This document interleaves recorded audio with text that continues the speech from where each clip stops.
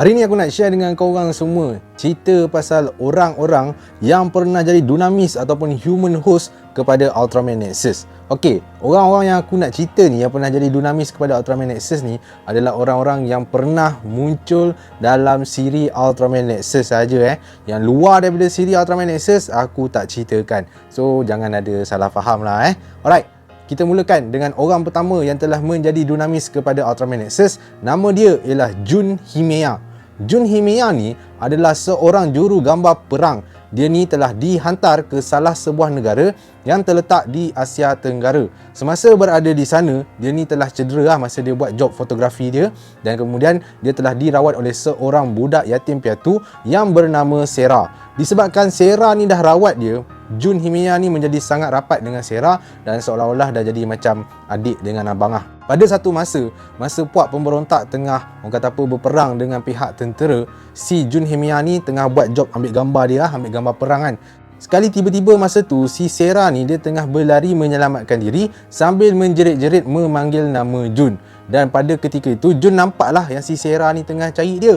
Lepas tu berlaku satu letupan berhampiran dengan Sera dan menyebabkan Sera mati di tempat kejadian. Maka disebabkan kejadian tu si Jun ni dia berasa bersalah. Bukan bersalah, dia rasa bersalah dan dia rasa kecewa kerana tindakan dia yang lambat untuk membantu Sera akhirnya mengorbankan nyawa Sera. Jadi dia pun balik ke Jepun dan kemudian dia berhenti bekerja sebagai seorang jurugambar, dan selepas tu hidup dia mula tak terurus. Walau macam mana pun, dia ni sering mendapat mimpi-mimpi yang pelik, dan dalam mimpi tu dia sering berjumpa dengan Sera dan Sera telah membawanya ke tempat runtuhan yang memang macam pelik gila, dia tak pernah jumpa.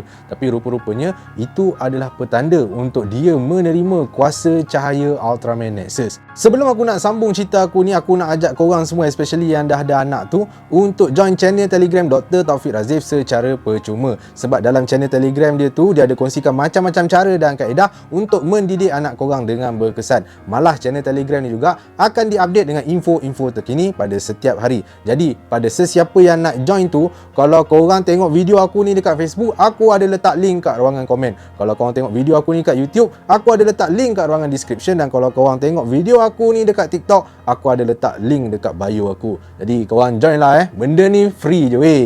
Ok, kita sambung balik cerita kita.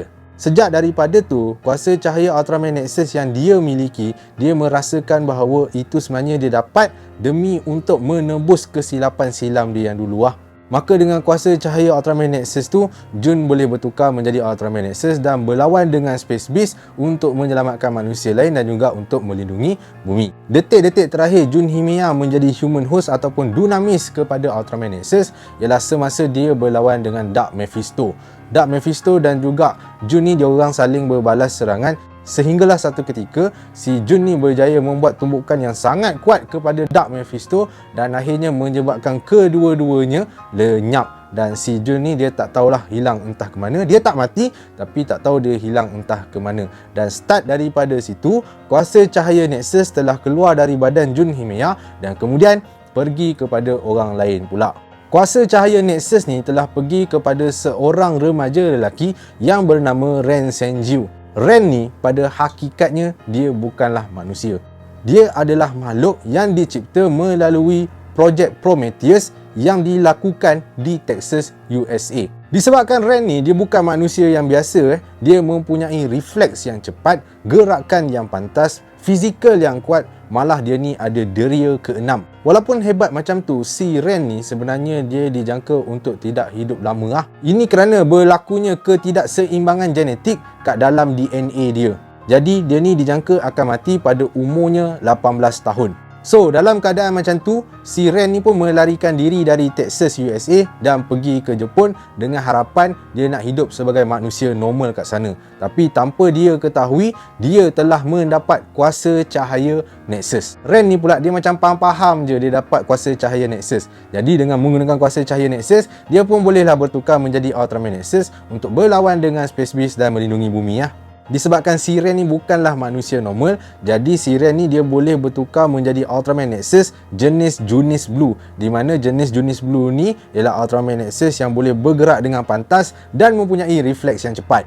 Ren memegang peranan Ultraman Nexus buat kali terakhir semasa dia berlawan dengan Space Beast yang bernama Ismail. Pada masa tu juga, Ren ni berada dalam keadaan dilema sama ada nak bertukar menjadi Ultraman Nexus untuk berlawan dengan Ismail dan melindungi bumi, ataupun pergi ke hospital dan mendapatkan rawatan untuk membolehkannya hidup lebih lama. Sebabnya si Ren tu masa tu memang dah tengah lemah dah, dan kalau dia tukar jadi Ultraman Nexus, alamatnya memang dia kalah. Tapi disebabkan rasa tanggungjawab dia untuk melindungi bumi, Ren dia tak pergi ke hospital, tapi dia bertukar menjadi Ultraman Nexus dan berlawan dengan Ismail. Seperti yang dijangka, disebabkan keadaan badan dia yang memang dah lemah, Ren kalah dengan mudah kepada Ismail. Masa Ren ni dah berada di hujung-hujung nyawa, dia telah dihubungi oleh kawannya yang bernama The Illustrator. Illustrator ni adalah salah seorang ahli dalam pasukan Knight Riders. The Illustrator ni menghubungi Ren secara telepati dan dia mengatakan kepada Ren supaya percaya kepada kuasa cahaya. Nasihat dan dorongan yang diberikan oleh The Illustrator kepada Ren tu menyebabkan Ren bangkit semula dan menyerang Ismail menggunakan kombinasi serangan Arrow Ray Squadron dan juga SWORD Squadron, lalu memusnahkannya. Lepas tu muncullah si Ren ni tak mati dan dia dibawa ke hospital. Tapi kuasa cahaya Nexus telah keluar dari badan Ren dan pergi ke badan orang lain. Nak tahu badan siapa? Kita tunggu sambungannya nanti.